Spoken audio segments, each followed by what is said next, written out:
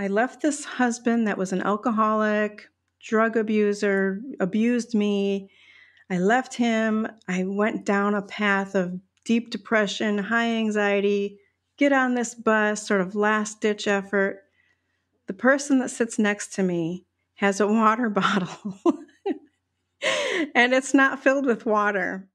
On this week's episode, I speak with Pamela Topjian. Pamela has experienced a great deal of trauma in her life, and so much so that she felt that she had no other choice but to take a one-way bus ticket across the country as a last-ditch effort to cope with all of it. So in this episode, you're going to hear her incredible story and how her journey has shaped her into the person that she is today.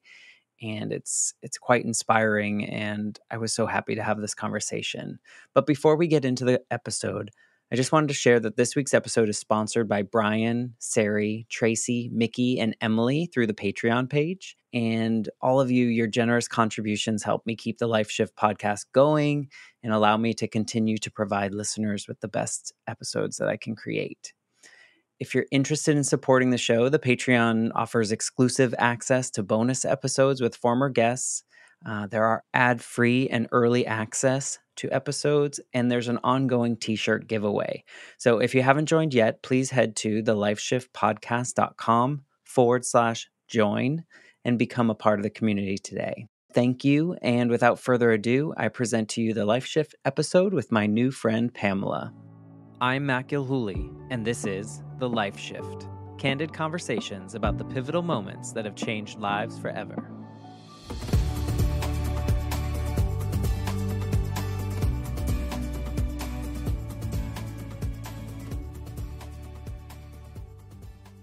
Hello, my friends. Welcome to the Life Shift podcast. I am here with a new connection, Pamela. Hi, Pamela. Hello.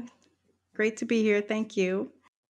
Thank you for joining me. You are my first Twitter guest.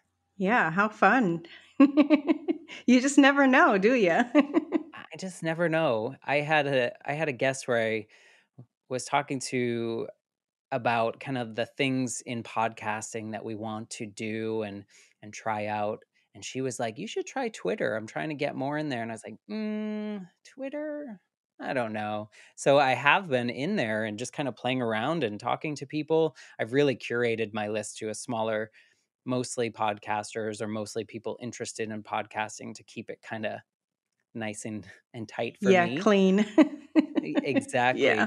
And so we connected because I was just curious if, with my podcast being the Life Shift podcast, I was curious if other people have ever sat down and thought about the one moment that changed everything in their life, that one thing that shifted everything. And I guess it made you think because you responded. Yeah. I have so many things that happened in my life that were life shifts for me, but I answered to you and said the very first thing that came to mind was a time that I got on a bus on a 3-day ride across the country with a one-way ticket, just moving as a last-ditch effort. I was in a bad mental state and I was suicidal.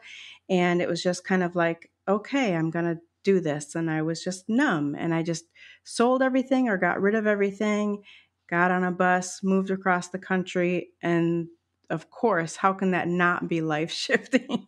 Right. Yeah, well, since you let the cat out of the bag early, which is Yeah. good, I mean, I think people are gonna be, like, curious of how you got to this point. So, why don't you paint kind of a picture of what your life was like as far back as you wanna go that brings us to this moment in which you needed to get that one-way ticket and get rid and, like, burn everything to get to where you needed to go.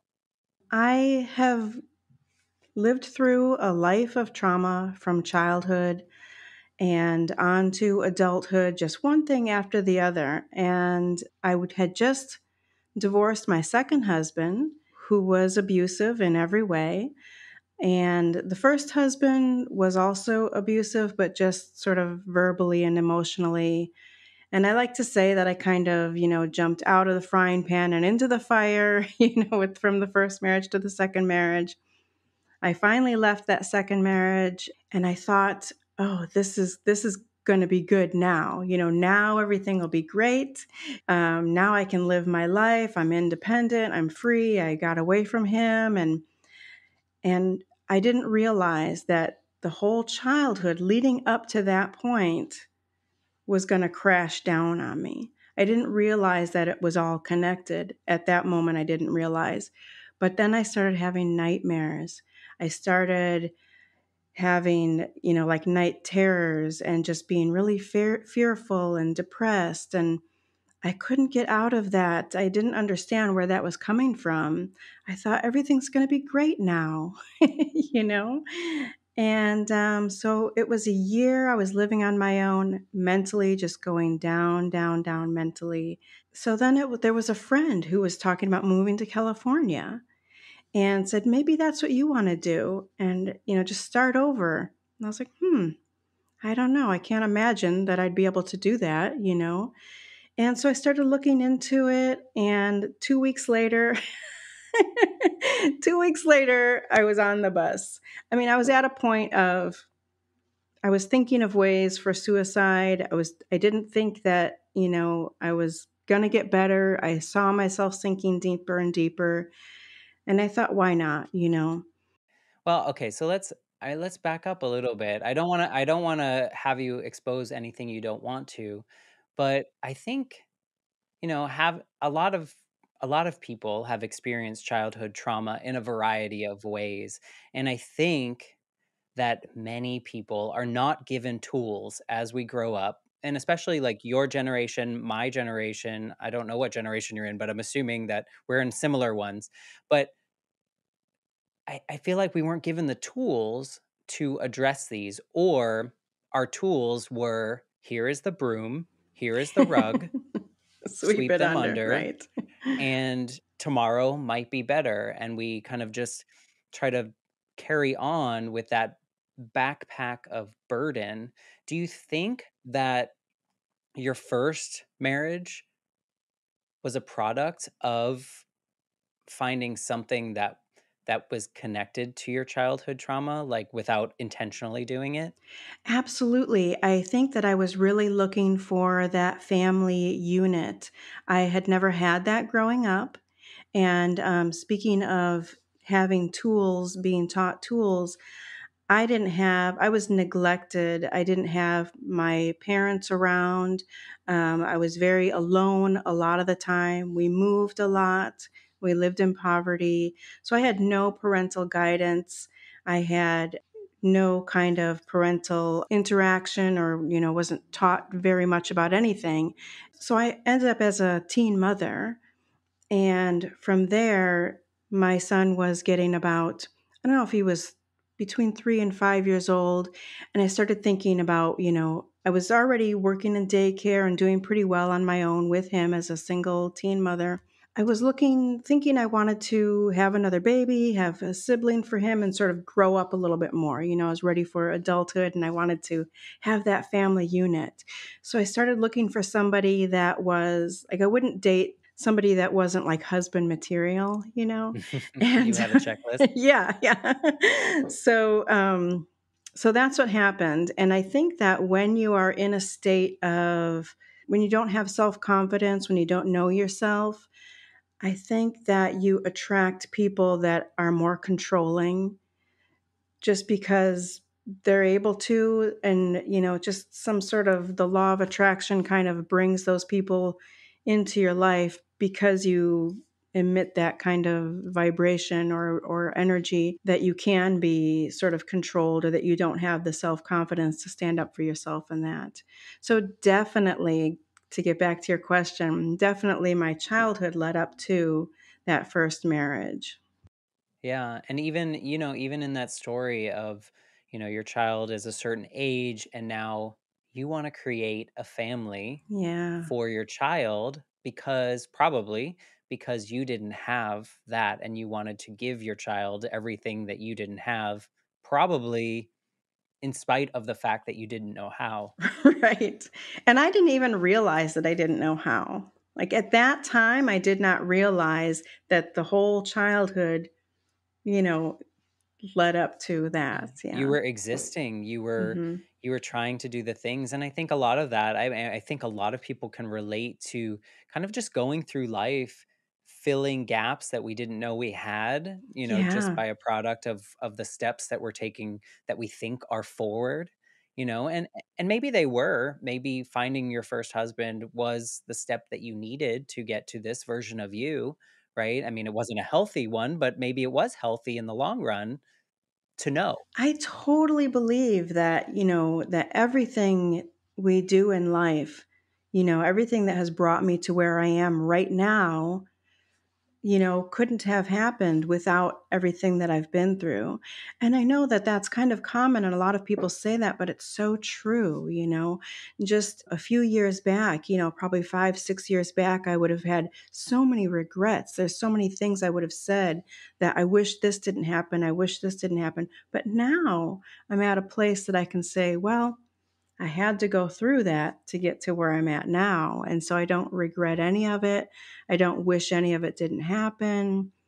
It's hard, and I think a lot I was talking to someone earlier today about trauma and about how in that moment, first of all, you just don't think that you'll ever get out of this particular trauma, and you can't imagine that anyone else is facing what you're facing, and you feel very alone.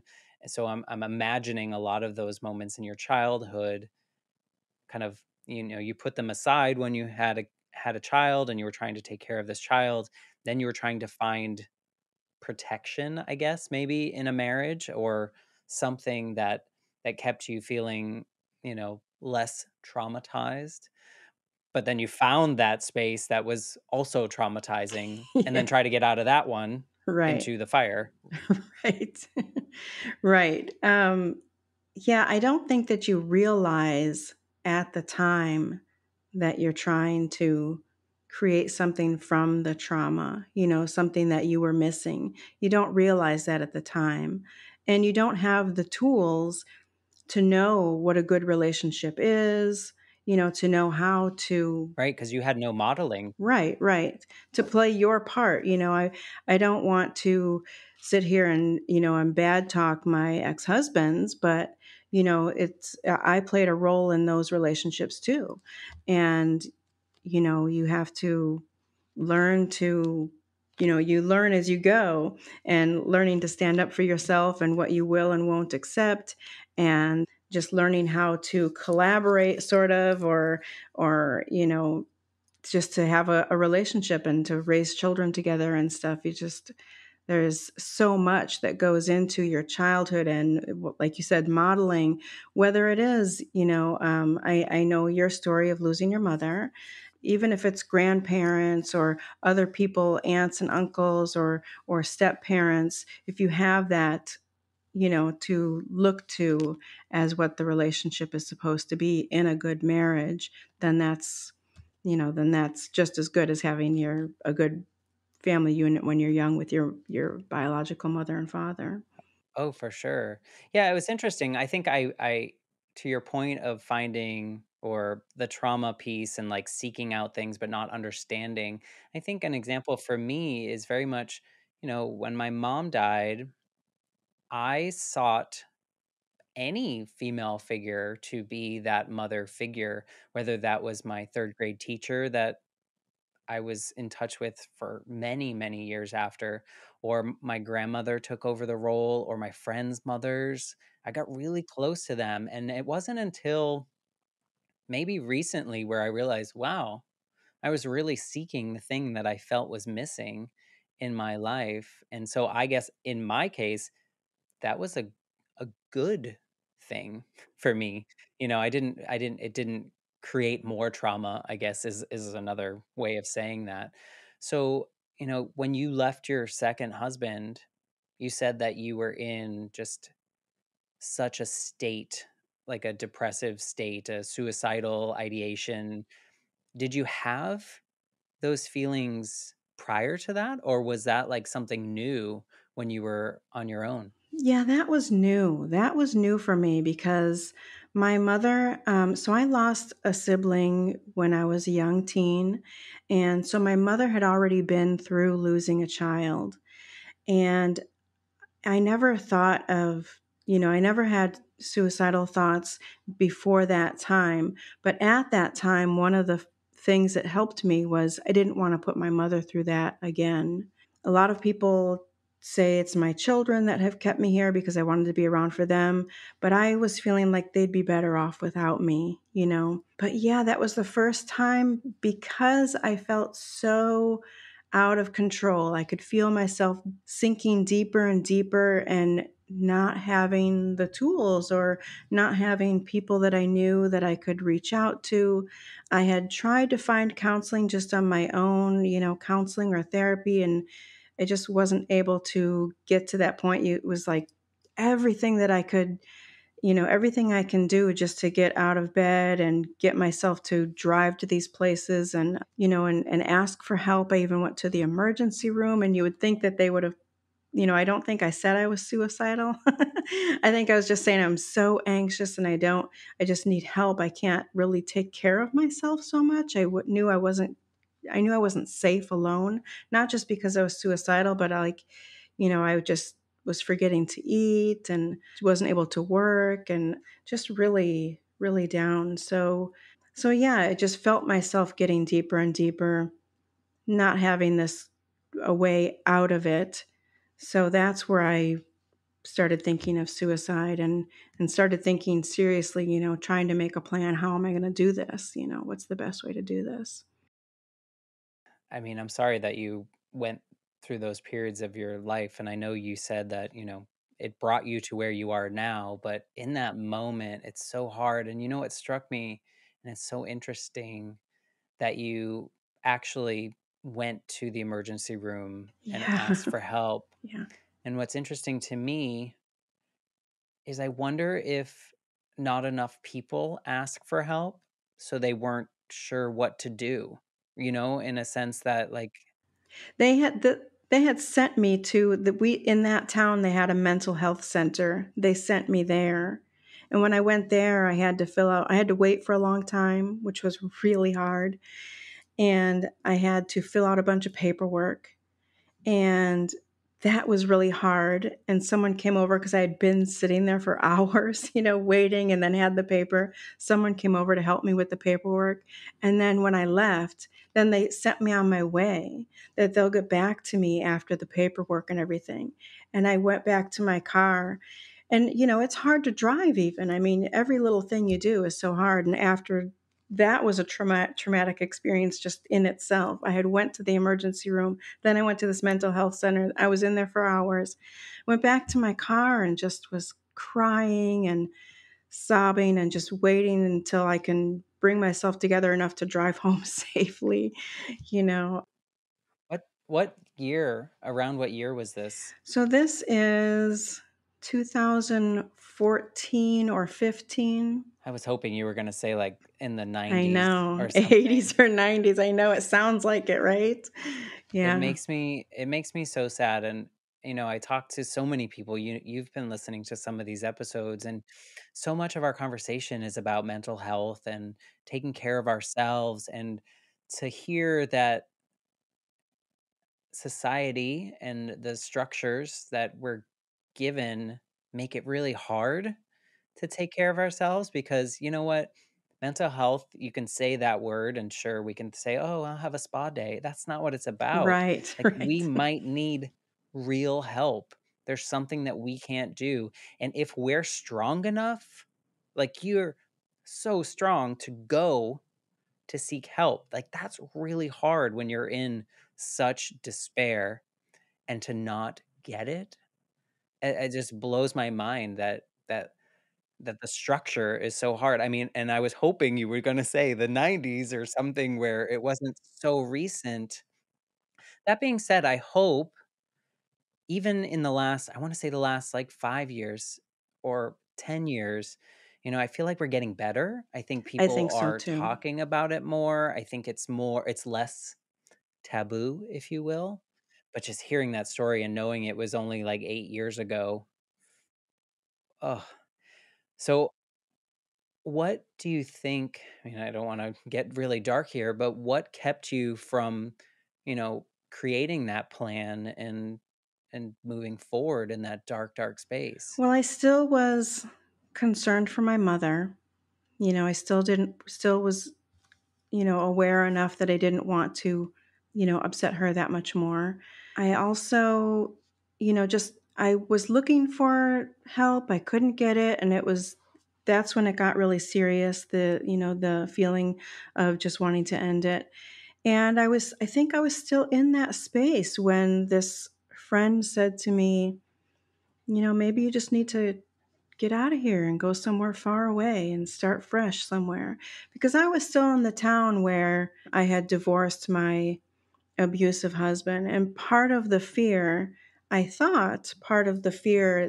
I was so fearful, and I thought that a lot of that was worried about him finding me. So leaving and going somewhere far away where he didn't know where I was might be helpful. But I don't think that that was really the fear, but that's what I was thinking it was. What was it about, like, your friend just saying that off the cuff that, like, maybe planted a seed in your head? Was there something special about that moment? Hmm. That's a real life shift, isn't it? When they said that. I think it was just a last ditch effort, a way to avoid suicide. I feel like if it was a different time, if it was a week or 2 before that and that friend said something, do you think there was something about that moment that was like, "Oh," like you had this glimmer of hope of some sort? Yeah, I was just going to say I think it was at a point that I felt hopeless. I was at the very last, I was hopeless. I was at the very last bit of effort to try to save myself, and I was at a loss. I felt hopeless, and so there it was. Well, maybe I could. At first I thought it was ridiculous. At first I thought, yeah, right, like I'm really just going to be able to pick up and go somewhere I've never been. I don't know. And so then I started looking into it, which is surprising to even me that I even just started looking into it. So I was in a lease, I was renting a little house, and I said to my landlord, which I was already late on my rent. So I said to my landlord, I may be moving before the lease is up. Just to give you a heads up, I wanted to be. I was in constant contact with them, and they were really great.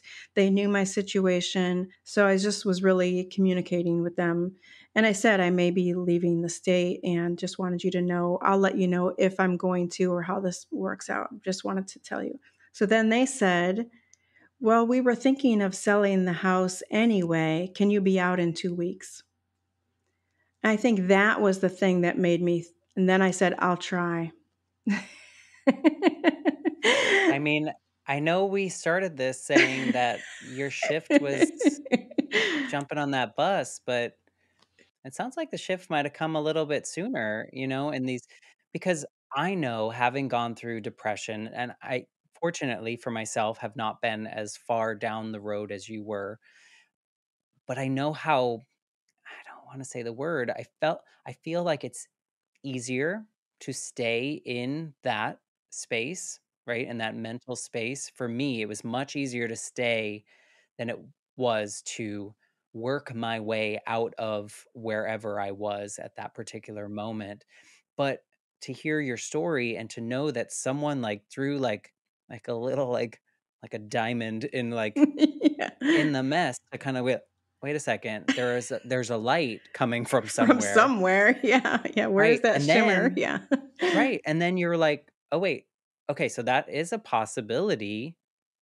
Now I'm gonna do a little bit of work, and now I'm gonna actually tell someone else that I might be leaving," because maybe your brain was like, "Well, maybe they'll tell me that I can't, and I Mm. have to stay," right? Like, a little bit of that, "Oh, and there's a comfort," right?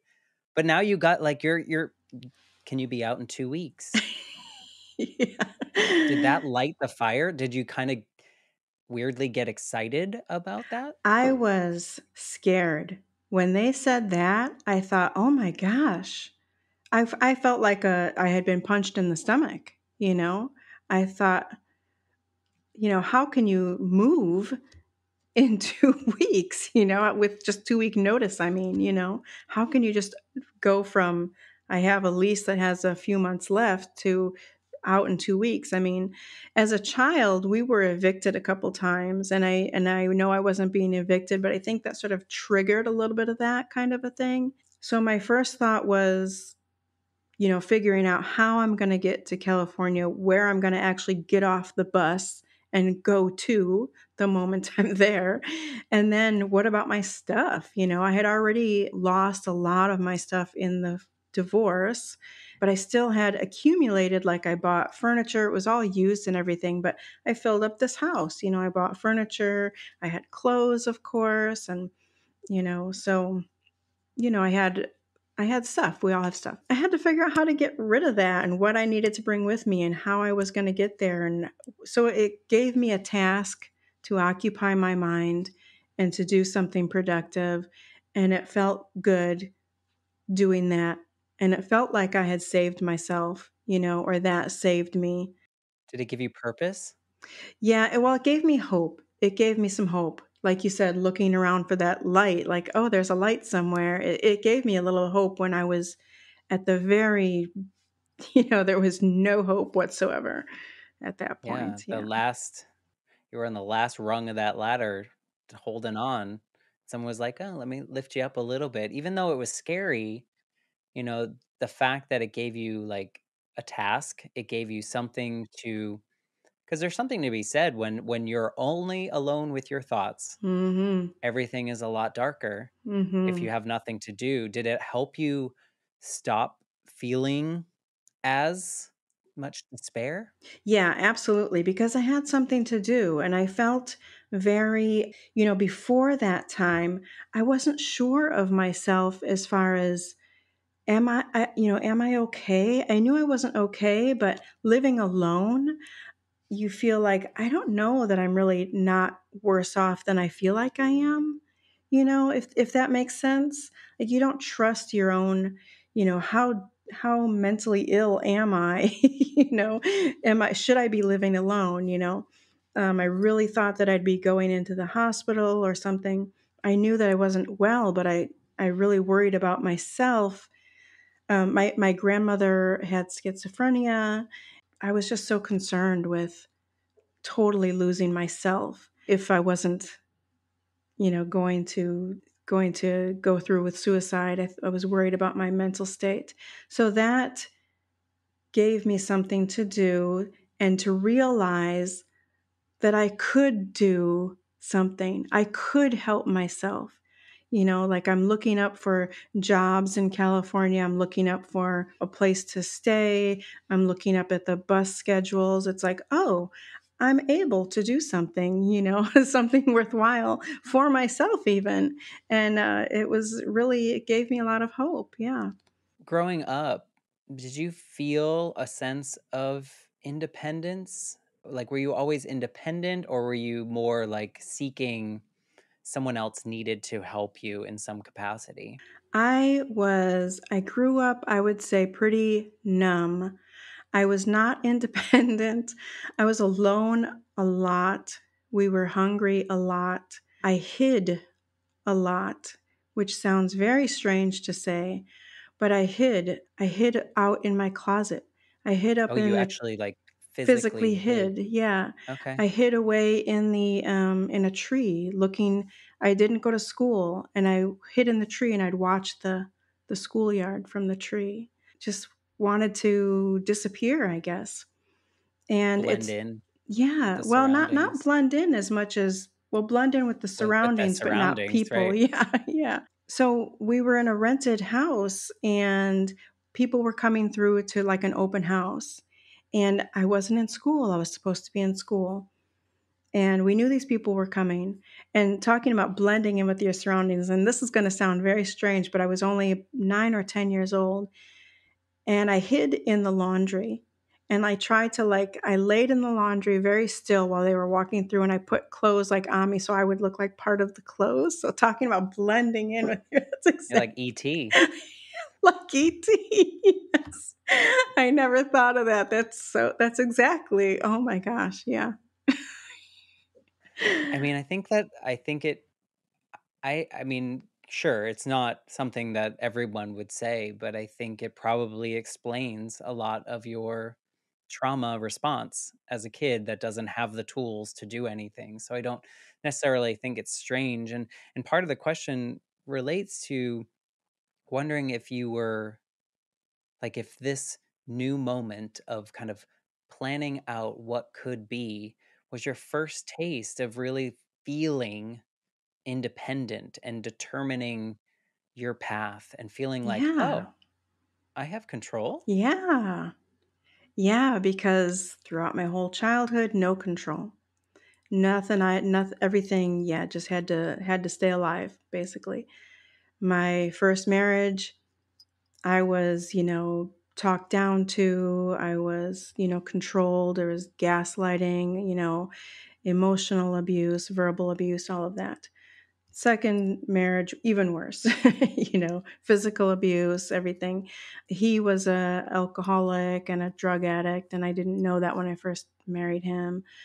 So that's my whole life. I felt like I had no control over my life, and I couldn't be me. I couldn't live my own life. I didn't even know me. Like just the past few years I've come to really start to know myself, and starting all these new things in my life, and it's just been so amazing.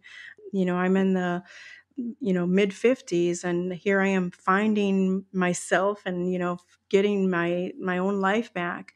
So yeah, so that was the first time that I felt a little bit in control of my own path ahead of me. Yeah.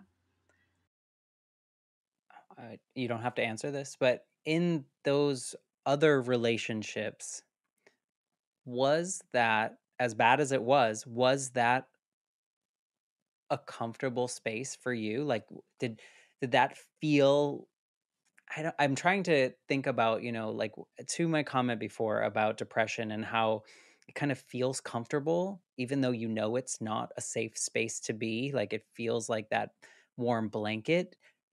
Like, did you feel like that was your space and you were supposed to be there, and then all of a sudden you were in this space where you weren't controlled anymore? I think that I felt it wasn't comfortable. It was just I didn't know how to take control of my own life. I didn't know what it felt like to know myself and know what I even wanted. Yeah, but did you have the drive to make you think that in those moments? Like, did you feel like, "Oh, I shouldn't be doing this. I need to take a new control over it." You mean for when I was getting on the bus and making those No, plans, or when you're in those relationships and you said you didn't really know yourself, did you know that you should know? no, I didn't know how to be me. I didn't know that other people knew how to be themselves. Yeah. Yeah. Was it a normal conversation that you regularly had with your friend that they brought it up, or was it just like some kind of spur of the moment to go to California? He had another friend, because he was in the same kind of situation I was. And this was like one of the friends that was somebody that we would help each other through our anxiety and our depression. So there's lots of phone calls, more so, but sometimes we'd go for walks and stuff like that. So somebody suggested that to him. So he had a friend in California. Now he never came to California. But he had a friend in California that said, "Hey, why don't you come stay with me and you can start fresh?" And so that's somebody I didn't know.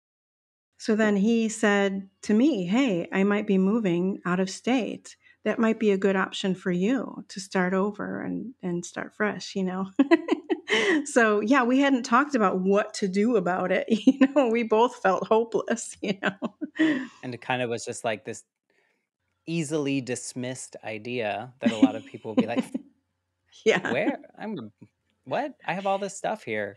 So you were, you had that conversation and then your landlord was like, "Hey, can you get out in 2 weeks?" And Yeah. I'm assuming you made it happen. Yeah, yeah. Yeah, so I ended up, like I said, I looked on the internet for ways to so California is different. I've lived in a lot of different places, a lot of different states. And this is the only place I know of that you can like have live-in jobs where cuz rent and mortgage and everything is so expensive that there's a lot of homeless here.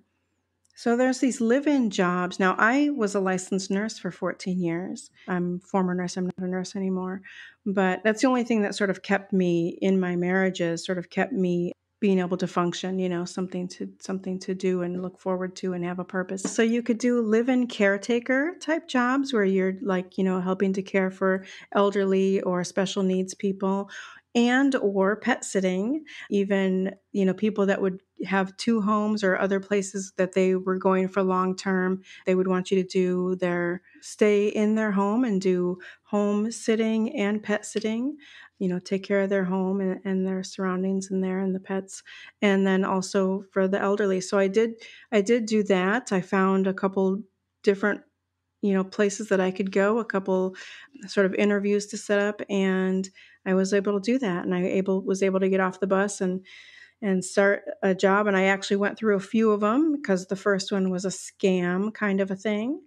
And so after that, and I thought at that time, how could this be happening to me?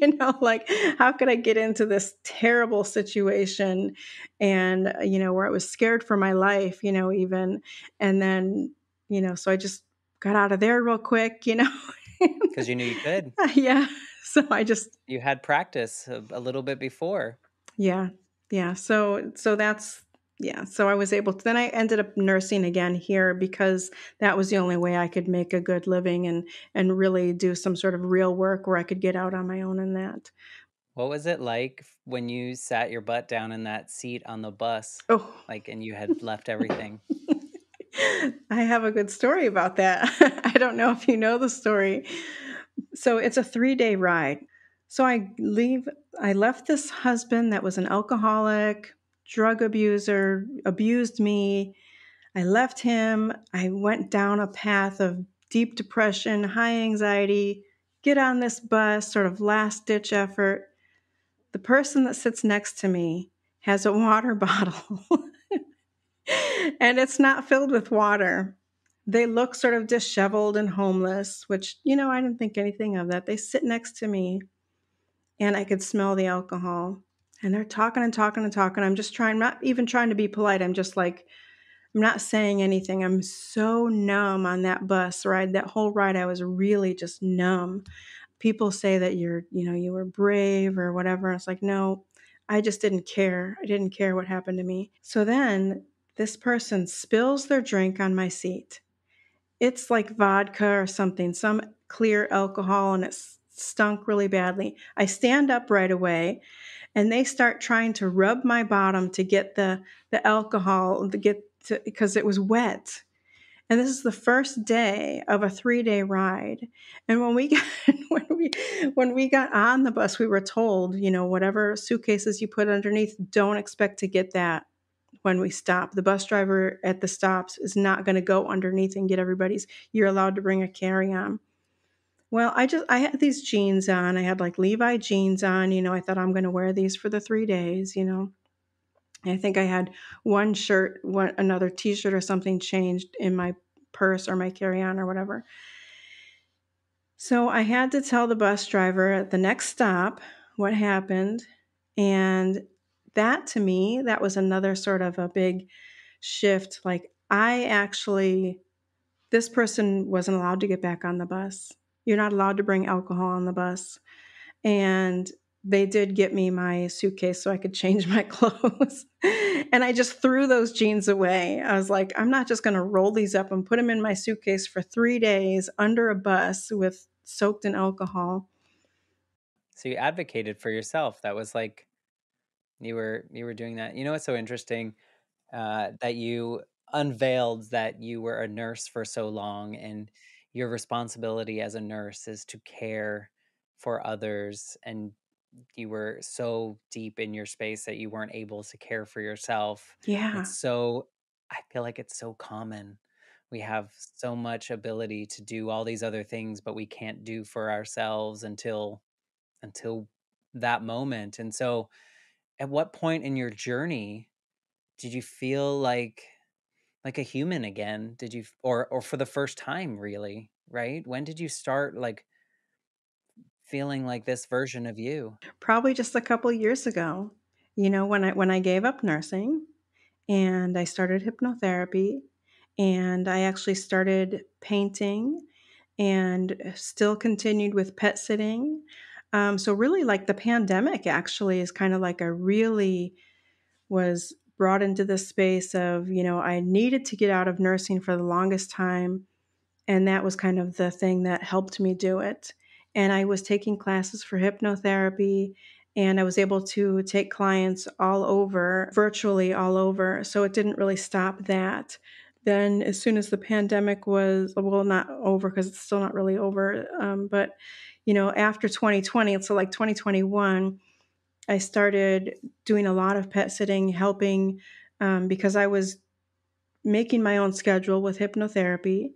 And I've always loved pets and pet sitting and have helped pets in different ways throughout my life. And so that's really taken off. And like I said, painting, having my own space to do my own thing. I'm married again, and I had went through therapy, EMDR therapy. And so just really the last 2, 3 years, I've really, come into I wrote my memoir and published it, and so all these things, and I'm taking classes now still. So I'm really just like growing and learning about myself and expressing myself, and it's really amazing to me, and that's why I decided to publish my memoirs, because it's really amazing to me how I didn't realize so much. I didn't realize so much of my childhood and my life before had kept me from who I am today, or even knowing this person, And I know that people get stuck, and it's so easy to get stuck. Like you've said, sometimes it can be the comfort that I know, So it's only been the last few years or so that have come to know me and who I am, and yeah. In what part of your journey were you ready to unpack that early trauma and therapy? I know you said you sought out therapy before, and that was probably a lot of it was out of desperation and not necessarily unpacking and clearing house in a way. Was there anything that triggered you, like that you were like, I'm ready to face this? Yeah, I was still having a lot of nightmares, and I was reliving because there was one last sort of physical attack that made me leave my second ex-husband. I had to call the police to get out safely, and that was the last thing that I kept reliving in nightmares. And so when I went for therapy, I actually went to my doctor in California. I didn't have a doctor. I went to a doctor, and I said, I need something for this anxiety and these. I was thinking to get medicine, is what I went for. And so they, It's very American of us. right, right. Well, I had tried before, in another place. And I kind of, I guess I forgot that, I might be able to get therapy. So they then, referred me to therapy. And when I was in therapy, I thought, well, I don't know what I'm going to say when I get there. I thought, what am I, like was physically abused, and now I can't sleep. Now what, I had no idea that like the whole childhood, it was just so amazing to me. And I think people need to know that, we say children are resilient, but I think it comes up eventually, or it comes out eventually, even something, just a divorce alone, I think it's important to make sure that the kids are okay. I think even just normalizing therapy Yes, and normalizing, because I think I've had personal conversations with people that I'm like, they're talking about therapy, but they're like, I don't know what I would say. exactly. And it's like, well, neither do they. You just Right. go in and they're trained, they have a license to do Right. this, right? And That's their so job, not yours. Yeah. exactly. So you go and you share, and then they're like, "Well, what?" And then I think a lot of people get like, "Well, I don't want them to know all of it, Right. like I wanna make it sound nice or package it nicely." And it's like, well, then you're not ready for therapy. But, like we said earlier, I think we're getting to a space in which therapy is a little bit more normalized and people are seeking it. I mean, for me, it was interesting because it took me, I mean, you listened to my episode, but it took me 20 something years to, what I would say, unlock that final door of grief with Yeah. my mom, Yeah. or losing my mom. And what got me was something that seemingly sounded so simple when my fifth therapist told me, because it takes a little bit to find the right one, right? The one that you feel comfortable with, and you have to do that work. But she said to me, she said, "You realize that every decision that you've made since that day, you've made as the 8-year-old version of you, out of fear that someone's going to leave you, out of fear that something's going to go wrong, out of fear that you're going to be orphaned, whatever that may be." And I was like, like, I'm 30 something now. Why, like, at that point, and I was like, why didn't I realize any of this? And to your point, it takes enough confidence and courage in yourself to be vulnerable in that sense. But then what you get from it is so worth it, Yeah. right? A whole new life. Yeah. You're reintroduced to yourself. Yeah, that therapist that I went to at that time is the one who said the actual words childhood neglect. And I thought, no, I wasn't neglected, but I was. It was just not an intentional sort. We think of childhood neglect as parents that are either alcoholics or they leave their kids alone to go gambling or to the bars or just, or whatever it is. I didn't have that. My father was a deadbeat dad before that was even a term. My mother was trying to take care of 3 girls. She was working all the time. She thought my older sisters were taking care of me. It was it was childhood neglect because I was alone and I didn't have basic needs. But that was the first time I realized. And then she brought up CPTSD, continued trauma throughout your life. And so all these things was new to me. So yeah, I didn't have to know anything more than my life, And what's interesting too about, childhood and neglecting that. And I had 2 older sisters. One was killed in a car accident when she was 18, just before my 14th birthday. But my other sister asked me when I was writing my book, so a few years ago, asked me, "Weren't you," and these are her words, "farmed out? Weren't you farmed out for a while?" Like, she didn't remember me being around at all. So I guess I hid pretty good. But but she didn't remember that I was even around. So my sisters didn't take care of me. They were supposed to stay with me probably, I don't know, I'm assuming. It's amazing what someone else can unlock in us, and then how all these dots can start to connect, and it's just Yes. like everything makes sense now. Like, you're in this really, and it's comforting, right? Because then Yes. you're not like, why or what, or wondering these things. It So I'm really I'm helps. glad, yeah. I'm glad that you've gone through this journey. You can tell in the way that you tell your before story and the way you talk about your current life, and your facial express, like, you just seem like you're sitting in joy with what's your favorite part of your new life? Like, what brings you the most joy right now?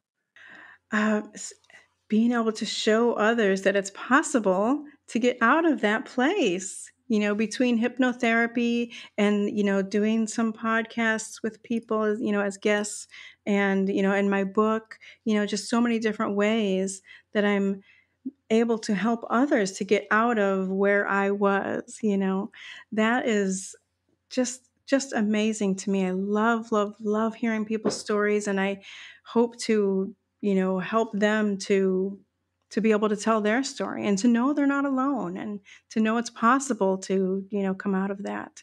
Even later in life, it's possible. And I just love that I'm still amazed. I'm so hopeful. Like every year since like 2020, I'm like, oh, it's been such a great year. I can't wait till the next year. And then the next year is so much better. And then the next year is so much better. It's just like so amazing to me I am in a place in my life that I would have never thought I would be. Never in a million years thought I'd be even feeling the way I do, let alone, writing, becoming a published author and painting things that people want to actually buy, and speaking to people about my whole life story. Just never thought I'd be here, or in a truly respectful, loving relationship, marriage again, and even in California. Who knew? Who knew I'd be here? Yeah, So well, yeah. it's palpable, the joy and how you feel about this, and to your earlier point, you probably had, I hate to say it, but had to experience those really low moments to realize how good things are. Even when you have a bad day now, I bet you're still grateful for certain parts of those of that day. Absolutely, absolutely, yeah. Yeah. Well, I appreciate you sharing your story. I like to kind of wrap up these calls with a question. And I'm wondering if you could go back to Pamela when your friend suggested California that first time. Is there anything that this version of you, could share with her that would light that fire quicker? I would say just go. I mean, don't even think about it, and I think I would say, as far as like advice for her, is, look deeper into your opportunities when you get there. I might tell her that there's going to be a few more steps, but you're going to be in a place that you cannot even fathom right now, so there's more than hope on the other side of this. There's much more than just hope on the other side. And I bet that you wish you could go back to the 9-year-old hiding in that laundry and just give her a big old hug. Yeah, yeah. I've done some inner child work and meditations with for inner child, and it surprised me. That's the thing. That's the thing. She just needed a big hug and to know she wasn't alone. Yeah. I think that it serves the purpose, and kind of the reason that I have the life shift is, for so long I felt like I was the only one that had ever lost a mother, and I knew logically that I wasn't. But when you're in these moments, you feel like no one else can possibly be in this spot. And so I appreciate that you just came on and shared this really deep, dark part of your life, and how you were able to find the light a little bit at a time, and now you're just living in it. Yeah. Yeah. Thank you so much. Yeah. Thank you for giving me this opportunity. Yeah, the podcast is amazing. I love, love, love hearing these people's stories. I just can't get enough of it. Yeah, it's great. People are Well, thank you. amazing. Yeah, and you know what? I think it's interesting too, because, people may hear your story, and although they didn't experience the same exact moments, something that you say will stick with them, right? And that will make them think about something in a different way, or perhaps they know someone that was like you, right? And they tell them they should go to California, Yeah, like, right. maybe not that exactly, but, Yeah, we never know how our story is going to affect other people, and even if they're not in a similar position as us, so I appreciate you taking this time and being a part of the Life Shift podcast. It just fills my cup every day, every time I have these conversations. So thank you. We will share the links to your book and some of your contact information in the show notes. So if anyone listening wants to connect with you, they can do that. And for those of you listening, if you're enjoying the Life Shift podcast, please take a moment to rate and review. I would be so grateful. I don't know if it does anything, but make my day a little bit better. So thank you for being a part of this, and we will see you next week on the Life Shift podcast.